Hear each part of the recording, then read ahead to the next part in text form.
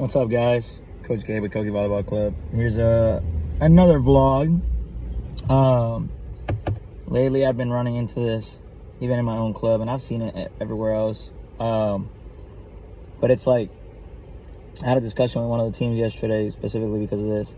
It's like everybody wants to get to a certain level without putting in the work that it takes to get a certain level, right? So, and I use the examples, and the easy example is, right, so a lot of them want to be doing what Fallon's doing, or a top spin serve, or a jump float, or hitting like she's hitting.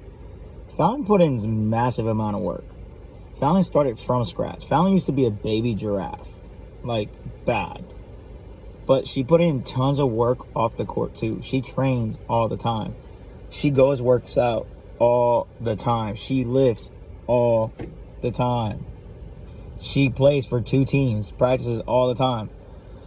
Like, yeah, that's why she's as good as she is, because she has put in the time. So you can't skip steps. And she always went through the basics, right? And that's not only her, right? So they want to be able to set like Mia. Well, okay. Well, Mia put in a lot of setting work. She put in a lot of reps setting. She went through tough times. So everybody wants to achieve all this without putting in the hard work that these teams have put in, or these players have put in. So for my team, and the reason I bring up the team, the 15th team, is they work their butts off 24/7, right? So the biggest concern is when everybody wants me, or Coach Gabe in general, to be coaching their teams, but there's other coaches that are just as tough as me and push as much as me. Coach Sydney is one of them. And it blows my mind, because for me, the difference is I push my players, which is how they are and why they are the way they are and why they're as competitive as they are right now. But it's also because I get 0 complaints. I get no complaints from the parents for me pushing them and doing everything. I get no complaints. I get no what ifs. I get no quits. I get no excuses. It just gets done. Where if anybody tries to push other teams or other players, you start getting excuses. You start getting all this. In fact, I can use the simple excuse of the juggling. Right? When we were doing juggling and everybody had to do juggling, my team didn't get away with not doing the juggling. The 15s did the juggling. There was kids that were 2 weeks in doing juggling. Right? And they never quit. They just got it done. And they practiced it nonstop till they got it done. And they have to go through wall work and do absolutely everything as well.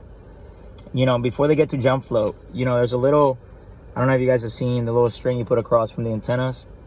You put a little bit slightly above the net, so the serve is aggressive. So you make that serve go in between that and the actual top of the net.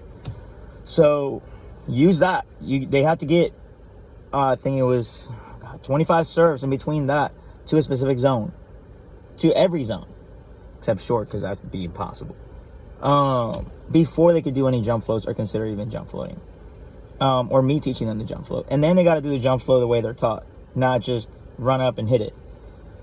So, like, everything is a process, and it just bothers me because it's not just getting private lessons. Everybody thinks it's just getting private lessons. It's not. There's extra work besides private lessons. Like, you actually have to work, study the game, do the stuff at home, no rotation. So, my next example is very simple, and I used this one a lot yesterday. So, Momo has become one of my highlights as a coach, because it's the kind of player that you love to have. Yes, it's great. Everybody thinks, well, you love Emma and Brooke and all these players. And my main reason I love Brooke is because Brooke was like what I'm about to explain when it comes to Mo. So Mo is that player that's going to do absolutely anything you ask. No questions asked. She's just going to do it. So Mo came in, and I'm very realistic with my players 24/7. Mo came in as a setter.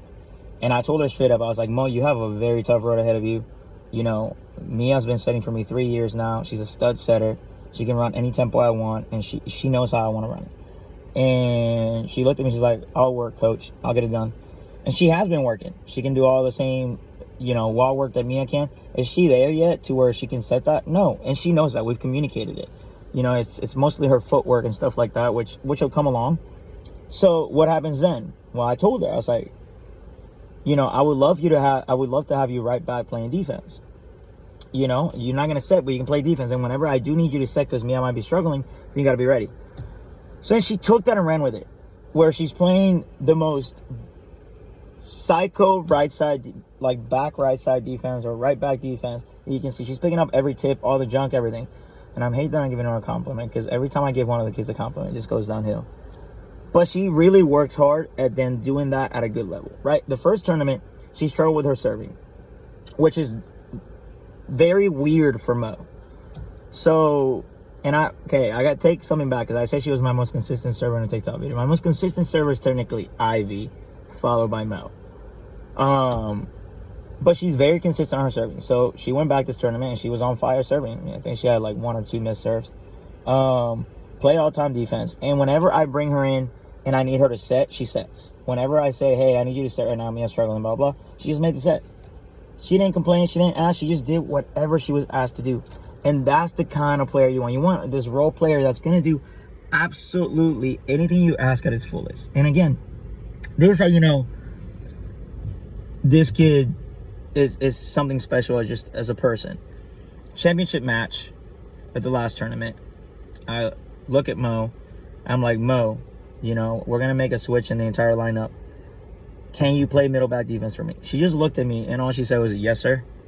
I was like, perfect. If you need to go front row right outside, can you do it? She's like, yes, sir.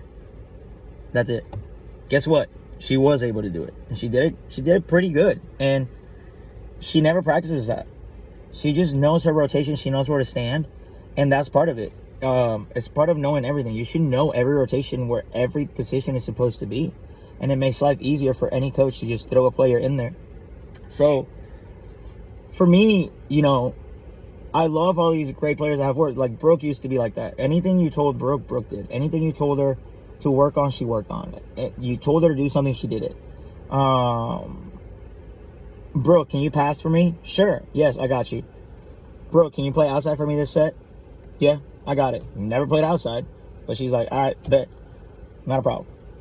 And then, adding to that, this is why, and I keep expressing this because it just bothers me, because I've seen it. I saw it in tournaments, seen it in practices. I've seen the attitudes. I've seen all this stuff. And I've seen it even in other teams and stuff. For me, right now, let's say Amia, I tell... Not every player is like this, but I'm going to use these 4 players because they basically battle for the same position. So you got Mia. If I told Mia in front of everybody, Mo's setting, and this is what she's going to do immediately. I know how she works. It's going to be cringy because it's always cringy. She's going to look at Mo and be like, bet, Mo's going to kill it. Watch this. And she supports her teammate 100%, even if she's not going to be the one setting the entire time, right? So for me, that's priceless. Right, and then you're looking at a Ivy or EC. I could be ripping into Ivy and bench her and put EC in, and Ivy's gonna turn around and start cheering on EC, even though she just got ripped a new one. And EC has started to develop the same thing. So now they both cheer each other on. They both help each other out, and they're both competing for the same exact spot, 24/7. And there is no argument. They just support each other. Try to push each other to be better. They want to outdo each other, of course, but they're going to support each other through the process. And to me, that's a recipe for a successful team, is to have players that are like that. And I think that most players should learn from that. And most players should learn from these supportive, teammates. And most players should also learn from these support roles where players can go in and give you max effort and do something for the team by doing that. You might not be the best hitter, but you can make it up on defense. You might not be the best passer, but you can make it up on offense. I mean, it's just little things, but it's just about the team. So for me, I've ran into this concept of everybody wanting to skip steps to reach these goals, and it's irritating because I've explained it forever now. And, and again, when I bring up Fallon used to be like that. Like, she wanted to do all the advanced stuff without doing all the basic stuff. And eventually she bought into, I need to get all the basics down to be able to be successful and do this stuff. So it's just the little things. I suggest you all try to learn the basics at your fullest first. Your supportive teammates. You don't throw fits on and off the court. And you just love on your teammates and just trust the process. That's all I can ask for absolutely everybody. Guarantee you, if you take that advice from those players and how they act, your life is going to change in and out of the game, and your life is going to change on your team. Whatever team you play for, whatever club you play for, it'll change drastically. So just do your job at 100.